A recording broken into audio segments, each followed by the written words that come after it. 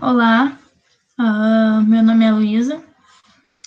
Vou começar apresentando um trabalho sobre sistemas agrários sem Kelvin das regiões temperadas, que foi tirada do livro Histórias da Agricultura no Mundo, do capítulo 8, a primeira parte, da página 353 a 373, a disciplina Dinâmica e Evolução dos Sistemas Agrários.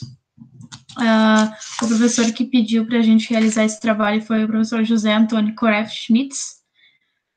Os alunos que criaram o trabalho foi o Cássio, a Luana, eu, Luísa e a Tainá. Pode passar. Bom, esse é o nosso roteiro, que consiste da introdução, primeira revolução agrícola dos tempos modernos, nascimento da nova agricultura, organização e funcionamento do sistema sem Kelvin, o modo de renovação da fertilidade mais eficaz que o antigo sistema, as novas rotações sem Kelvin e as consequências da primeira revolução agrícola. Pode passar. Bom, ao fim da Idade Média, a Europa já havia conhecido 3 revoluções agrícolas. A primeira foi a Neolítica, a segunda a Antiga e a terceira medieval. Elas trouxeram 3 tipos de agricultura.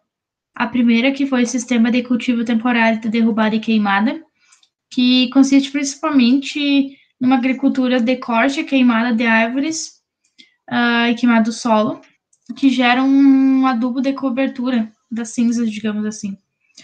O segundo foi o sistema de alqueires e tração leve, que teve origem nos sistemas de cultivo de derrubada e queimada, que ocupavam o meio arborizado das regiões temperadas desde a época do Neolítico, que logo depois de acontecer toda a Revolução Agrícola Antiga, os sistemas de cultivo com alqueire e tração leve, eles meio que tornaram novamente exploráveis as terras que o sistema de cultivo temporário de derrubada e queimada afetou. Aí eles recuperaram um pouco aquilo, porque com o sistema de derrubada e queimada não ia mais adiantar colocar naquilo ali, porque ele já havia explorado tanto assim. A tração usada no sistema de alqueire de tração leve era o gado, e o instrumento principal era o arado escarificador. O último foi o sistema de alqueire e tração pesada, que ocorreu a introdução do sistema nos campos de ceifa e da estabulação, que possibilitaram também o desenvolvimento do arado charrua. Também foi desenvolvido a foice, o feno, e a utilização do estrume do gado, que no caso o gado era colocado em estábulos e era recolhido o seu estrume, o arado charrua, como eu já havia comentado, e também várias outras práticas que já eram conhecidas no Ocidente Antigo. Mas foi só na Idade Média mesmo que esse sistema ele chegou na Europa. Pode passar. Essa é uma imagem do arado escarificador, que ele possui vários tipos de haste, como tem na imagem, que é a haste rígida de ponteiras, a semi-rígida de molas, ponta dupla, ponta de lança dupla, afilada, simples, rombuda e asa de andorinha. Pode passar. Essa imagem do arado charrua, e tem um homem trabalhando na sua lavoura com ele, e a tração era gado, como mostra na imagem. Pode passar. Bom, o alqueire e suas funções. O alqueire é um pousio de herbáceas de curta duração, que a terra, no caso, ela é lavrada e não semeada. No caso, ela não é semeada durante vários meses, mas sim submetida à aração e ao pastoreio dos animais domésticos, que com seus dejetos recuperavam e retornavam a fertilidade ao solo. Bom, o alqueire tem 2 funções principais. A primeira, que era renovar a fertilidade do solo, levando a matéria orgânica de volta à terra, e a segunda era livrar a terra de ervas adventistas também. Pode passar. A primeira revolução agrícola nos tempos modernos. Bom, a primeira revolução agrícola ela trouxe consigo os novos sistemas de produção sem pousio, que no caso o alqueire foi substituído por pastagens artificiais de gramíneas ou de leguminosas forrageiras, ou também por plantas mondadas forrageiras. Trouxe também as novas rotações, que no caso as forragens elas passam a ser alterar com os cereais e com as terras cultiváveis. E também passam a produzir tanto forragem quanto pastagem nos campos de ceifa. Também foram introduzidos aos cultivos mais exigentes, que no caso foram as plantas mondadas, alimentares e as plantas industriais. Ocorreu também a criação de herbívoros, forrageamento e utilização do esterco e força animal, que também proporcionaram um aumento muito grande da produção e das diversidades de rotação. Ocorreu também a seleção de raças animais e plantas mais exigentes e produtivas. Bom, esse novo sistema ele era cerca de 2 vezes mais produtivo no mesmo período de tempo e espaço. Além disso, ele também permitia que uma população bem maior se alimentasse, ocorrendo pouco investimento e trabalho suplementar.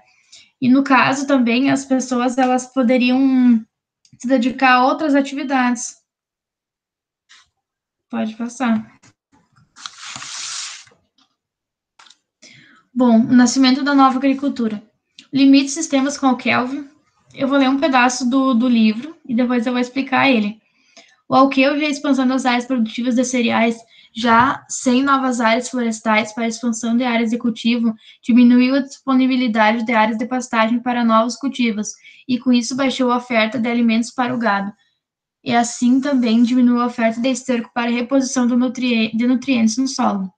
A fome, peste e as guerras levaram a Europa a tempos de penúria, e a busca de soluções agronômicas para o aumento da oferta de alimentos.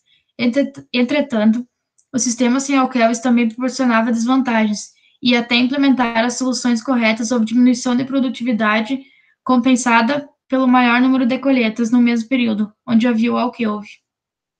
Pode passar. Bom, o sistema de alqueire foi suspenso ao longo da transição e substituído por cultivos de cereais ou terras cerealíferas. Mas com a retirada da alqueire ocorreu a interrupção das fertilidades que os dejetos de animais traziam ao solo, que no caso ocasionou uma produção de grãos mais baixa, porque não havia uma adubação adequada para retornar a fertilidade ao solo.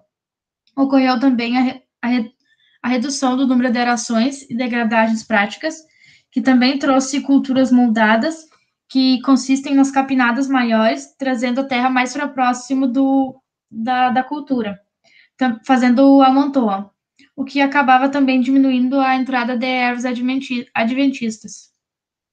Quando perceberam que, para ter uma produção mais elevada, eles deveriam recuperar o solo e auxiliar na produção, eles incluíram as áreas com pastagens que poderiam ser ceifadas, usando gramíneas e leguminosas. Essas pastagens elas serviam como alimento para os animais, que consequentemente eles produziam mais esterco também.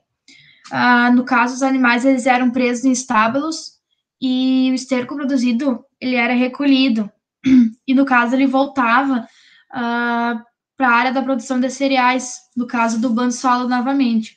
E essas áreas elas já não tinham mais o alqueire. Pode passar.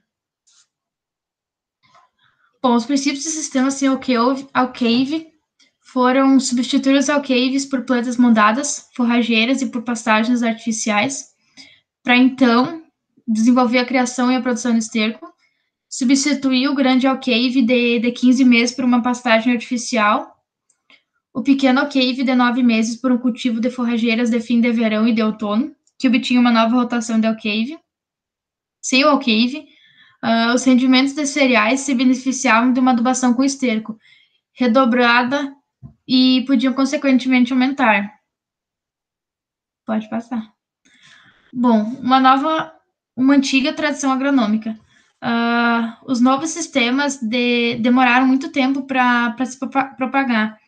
E as benfeitorias trazidas pelas rotações que alternavam cereais e espécies forrageiras foram mantidas e desenvolvidas no Egito, onde as pastagens naturais eram escassas e se cultivava o trevo a cada 2 anos, alternando com o trigo e também com a cevada. Nisso foi transmitida para toda a Europa, mas em algumas regiões como Artois, Normândia e Inglaterra ainda não eram conhecidas e foram substituídas por uma parte dos cereais de primavera ou de inverno por leguminosas alimentares, que eram vantajosas para a alimentação humana e para a fertilidade do solo, e também eles proporcionavam alguns melhores resultados do que tentar repetir sempre o cultivo de cereais. Pode passar.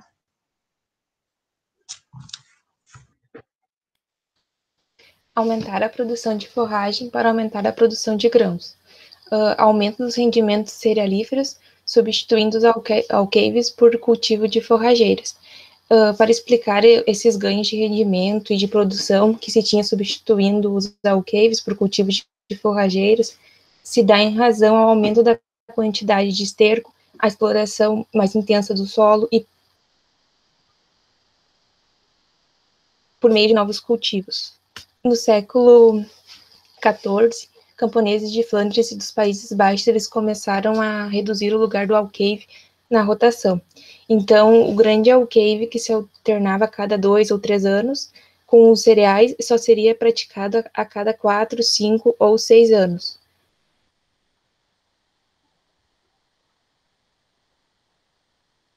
Foi pelo trevo na forrageiro mondado. Se desenvolveram rotações muito variadas, nas quais uma parte dos alqueires era substituído por cultivos não forrageiros, alimentares ou industriais, e tinha maior produtividade em forragem, gado, esterco, grãos do que o sistema com alqueire. Pode passar. Um modo de renovação da fertilidade mais eficaz que o antigo sistema. A redução da lixiviação. Nas novas rotações, as pastagens artificiais e as plantas moldadas, forrageiras que substituíam o alqueire se desenvolviam rapidamente, num terreno bem preparado para esse fim. Suas raízes estendiam-se em largura e em profundidade, exploravam intensamente a solução do solo e absorviam grandes quantidades de minerais fertilizantes que escapavam assim à drenagem e à desnitrificação. Enriquecimento do solo com humus. O uso do esterco. Fosse proveniente do adubo verde, fosse do esterco, a quantidade suplementar de matéria orgânica enterrada cada ano levava, num prazo longo, a um aumento significativo do teor de solo em humus.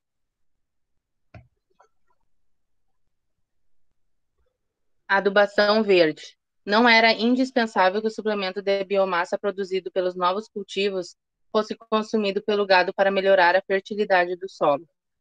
Esta biomassa podia ser diretamente enterrada no solo, onde ela constituiria, então, o que se chama de adubo verde, desde que fossem tomadas algumas precauções para facilitar sua decomposição.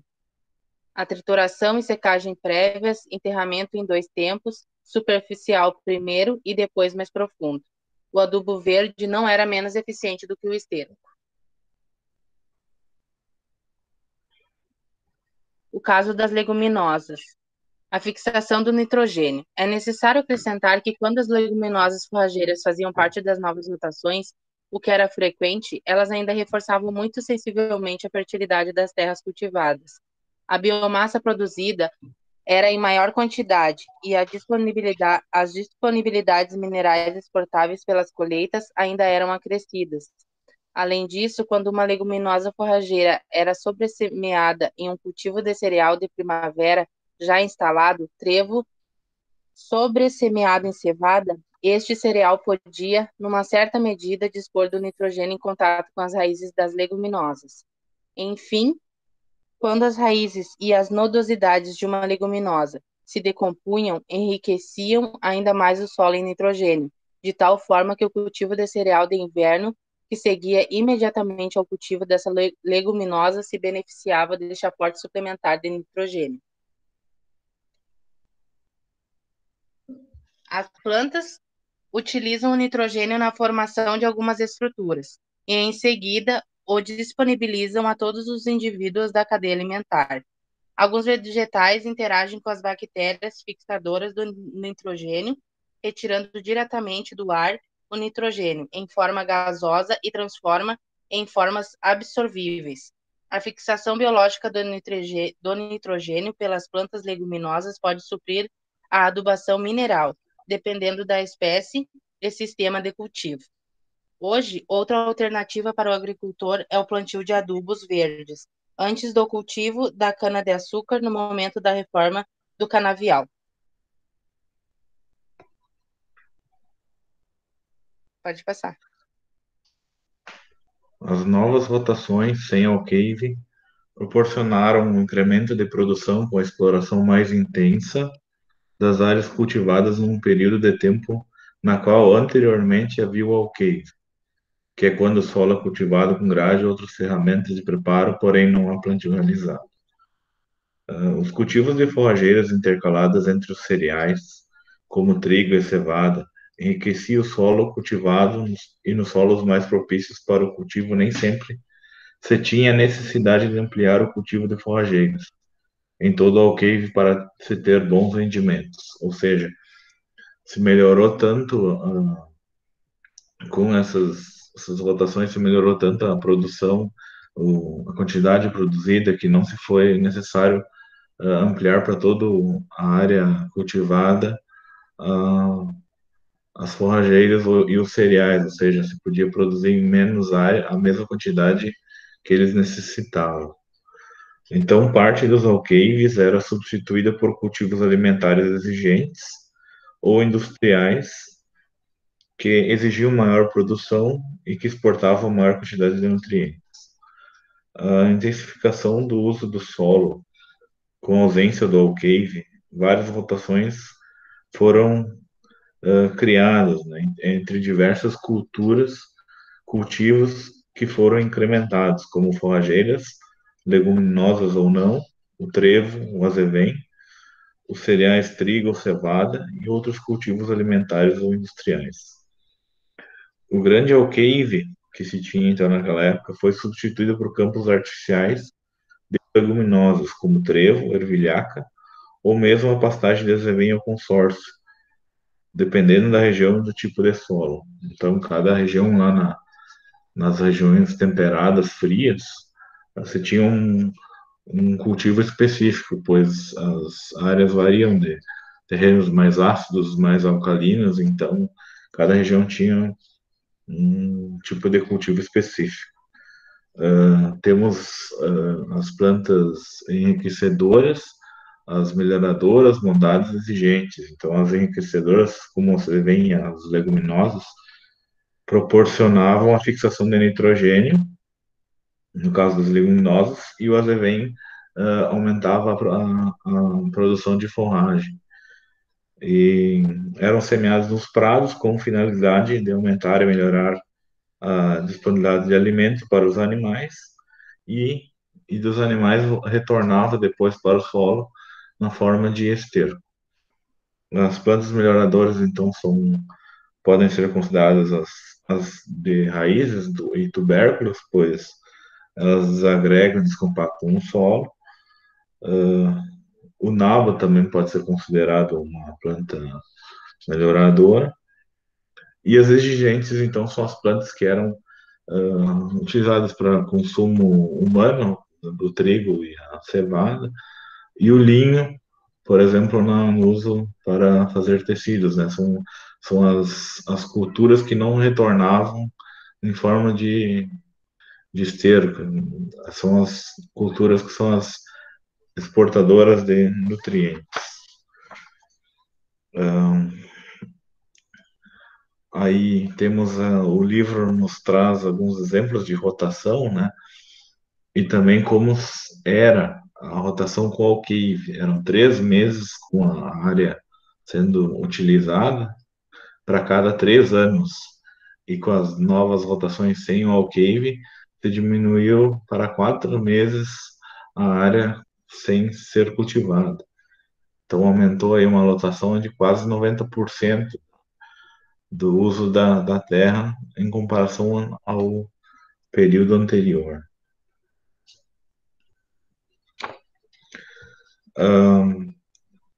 Nos alqueires cultivados, em cerca de metade com plantas mudadas, outra metade com plantas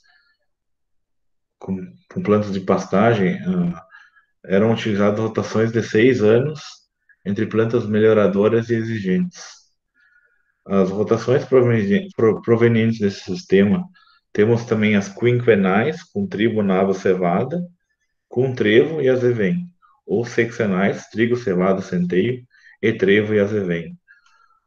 Ou seja, essa rotação ela se repetia a cada 5 anos ou 6 anos, então era um planejamento a longo prazo. E se chegava até a 12 anos em regiões com solo menos fértil. E também, como são regiões temperadas, tem um inverno muito rigoroso, e com apenas uma parte do ano podendo ser cultivado, e na outra parte do ano, com neve ou solo congelado, não se tem a, a possibilidade de se produzir nada. A rotação de Norfolk, ela é oriunda de uma região que se tinha a criação de ovelhas para lã. É uma outra variação, né, desse tipo de exploração sem alqueire. O objetivo, após sucessivos cultivos de plantas exigentes, era instalar leguminosas forrageiras enriquecedoras em rotação de 5 até 6 anos.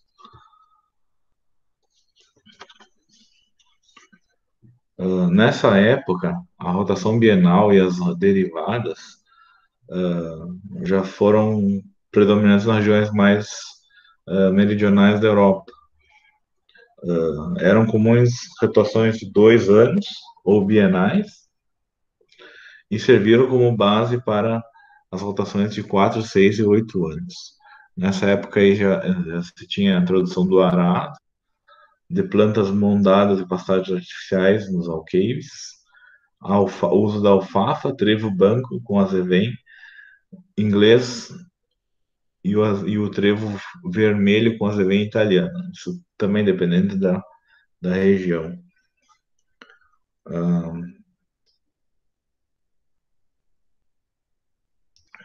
E a extensão das terras lavráveis. A produção em rotações variadas com forrageiras permitiam as criações e a produção de esterco. A rotação aumentava a produção de forragem, que permitia que pastagens naturais pudessem ser convertidas em terras lavráveis. E as pastagens naturais restringiam-se então aos locais onde a agricultura não era tão favorecida, como os locais mal drenados ou acidentados. Em algumas regiões, os animais já ficavam então confinados e eram alimentados com as forragens provenientes dos solos mais férteis. Não se perdia o estrume e nem a forragem que era colhida e entregue aos animais.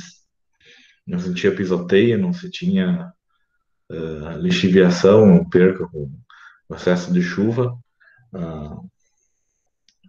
A adubação era feita diretamente na área, né? Não se tinha o pastejo dos animais em cima da área, eles eram confinados. E também isso possibilitou que algumas regiões com solos menos férteis se tornassem mais férteis e se pudessem, além do pastejo, também se inserir da rotação, onde se conseguia colocar até cereais ou plantas mondadas entre as forrageiras.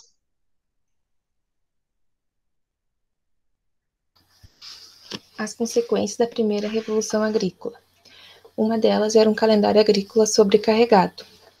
Nos sistemas com alqueve e cultivo com tração animal pesada, o calendário dos trabalhadores agrícolas já era bem preenchido. Então, com o novo sistema, era preciso além disso, né?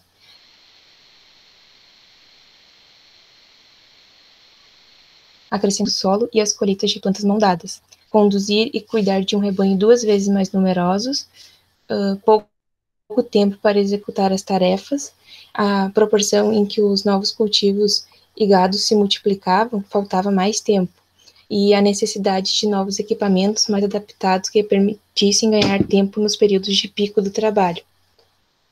Por essa razão, a partir do século XIX, foram aprimorados novos equipamentos mecânicos de tração animal, os arados, charrés do tipo Brabante, ceifadeiras e novas máquinas para o tratamento das colheitas, que seriam as debulhadoras, separadoras e semeadoras.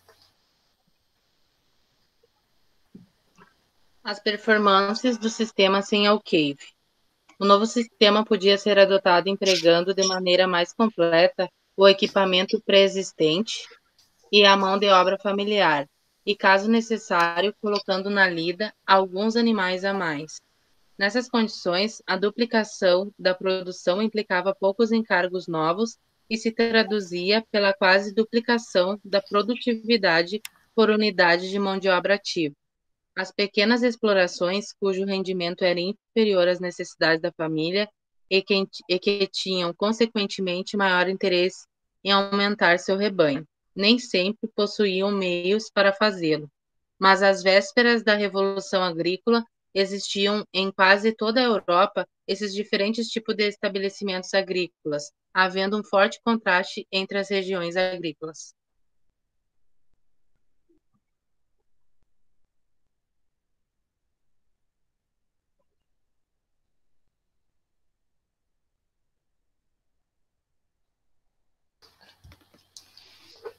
O crescimento demográfico.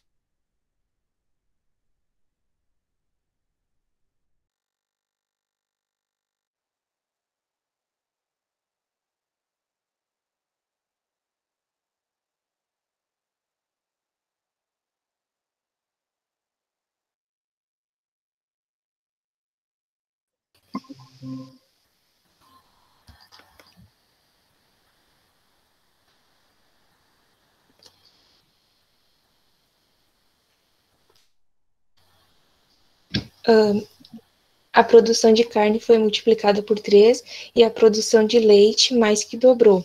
Então, uma está ligada à outra. A população cresce, a carne e a produção também.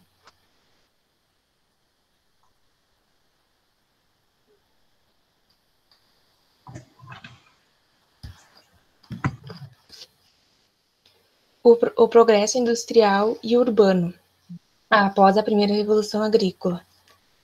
A agricultura ela pôde suprir as necessidades de uma população não agrícola mais numerosa que a população agrícola em si. Aumento da atividade agrícola e a formação de um excedente agrícola expressivo. Primeira revolução agrícola, ela condicionou fortemente o impulso da primeira revolução industrial.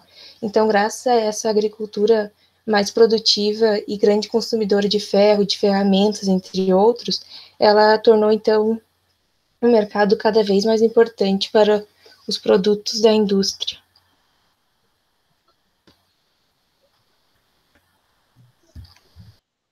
Bom, essa é a nossa bibliografia, que foi retirada da História das Agriculturas do Mundo, do Neolítico à Crise Contemporânea, de Marcel Mazoyer, Laurence Holdart, e a tradução de Cláudia Falou Balduino Ferreira.